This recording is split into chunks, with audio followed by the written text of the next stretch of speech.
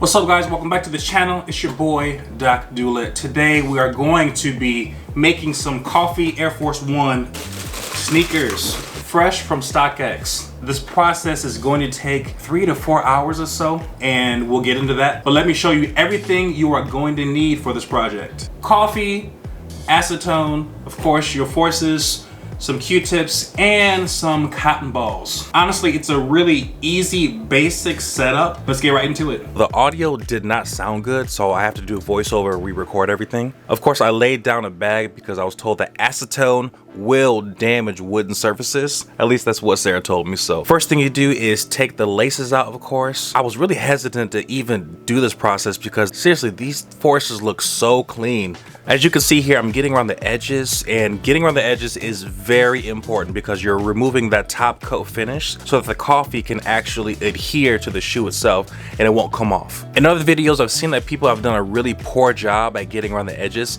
and the final product looks really sloppy. So please take your time to do this. It was probably about 10 minutes per shoe. After getting around all the edges, I took cotton balls and some acetone on the ball itself and just rubbed all over the shoe. And yes, do the entire shoe, even the bottom sides and the tongue.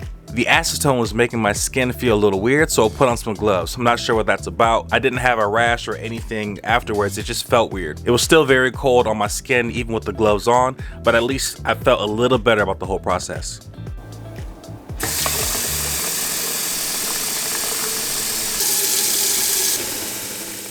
I had 3 big pots at my house that I could use to boil water in. So just to make sure I had a high enough water level, I brought the bin over to the sink and filled it up for about 3 minutes with some warm water from the tap.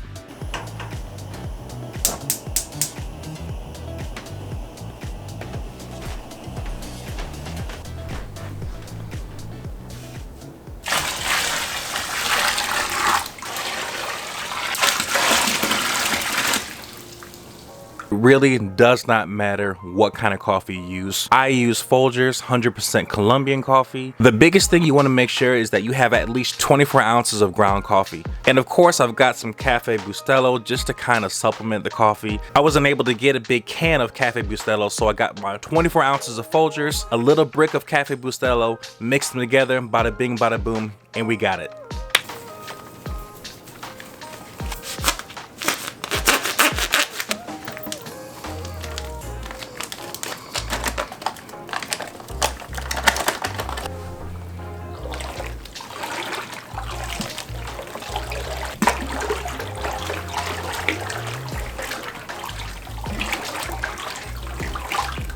This part was definitely the scariest, putting in some fresh, new forces into some hot, boiling coffee. You want to make sure that they are completely submerged, so I had these 2-pound weights that my wife uses to work out. Just put them right in the shoe and it worked perfectly. And then just let them sit for 2 hours.